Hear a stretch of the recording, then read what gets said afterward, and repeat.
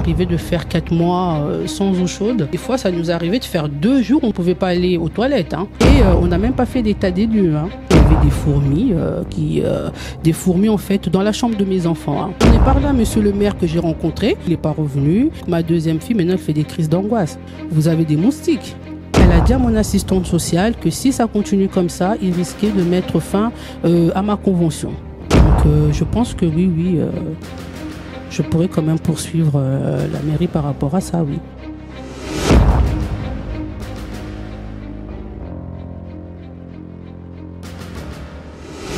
Suite à une séparation, j'ai été relogée au 17 Villa des Prés.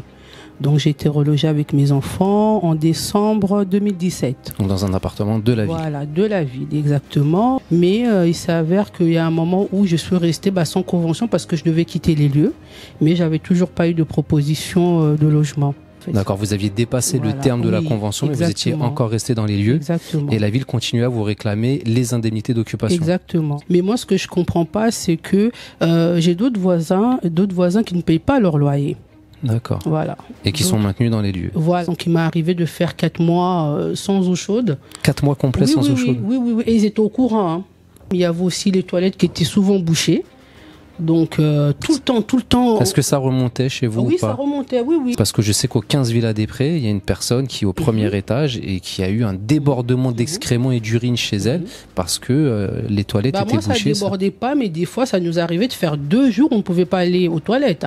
Après, le dernier souci qui a fait que j'ai été relogée maintenant là, au 21 avenue Dumont-d'Urville, c'est l'histoire alors de ma porte. Alors, j'ai une porte qui ne se fermait plus.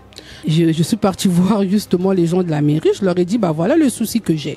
Ah oui, mais nous, on ne peut rien faire. Donc, c'était tout un truc. Donc, on est resté, je pense, 2 semaines comme ça, sans pouvoir fermer la porte. Ils m'ont jamais envoyé le service. Je suis désolée, mais ils en avaient rien à cirer, quoi. Donc, moi, mes enfants sont restés comme ça.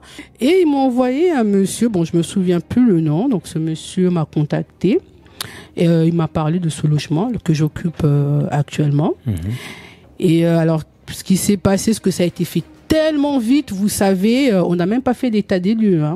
De sortie ou d'entrée? Alors, de sortie, ça n'a pas été fait. D'accord. D'entrée, ça n'a pas été fait. D'accord. Voilà. Après, on a emménagé ici. Et c'est par la suite, par les voisins, j'ai appris qu'il y avait eu une fuite justement devant ma porte d'entrée. Vous remarquerez aussi dans mon KGB du côté des chambres, il y a cette odeur nauséabonde qui remonte. Alors, le sac, non. Le sac, c'est pas moi, c'est mon voisin qui habitait ici. Et par contre, les sopalas, oui, c'est moi. D'accord. Voilà. Parce que ça remonte? Voilà, ça remonte. Et comme c'est vers les chambres, donc nous, on a du mal à dormir.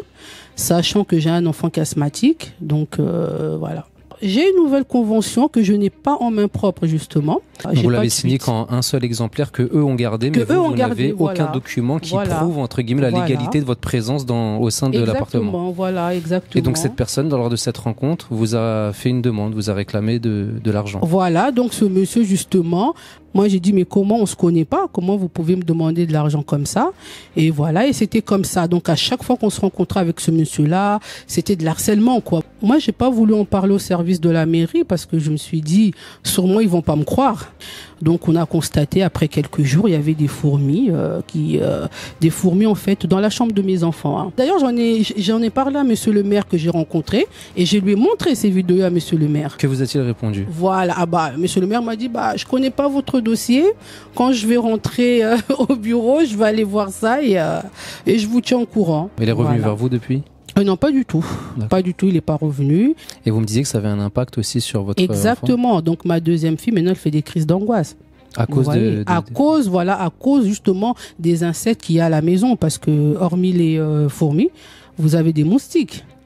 Beaucoup de moustiques, oui. Beaucoup de moustiques et d'autres insectes volants aussi. Vous me disiez tout à l'heure que une fois arrivé ici, au bout de quelques jours, ils vous ont demandé de requitter les lieux, en fait. Oui. Exactement. Pour quelle raison?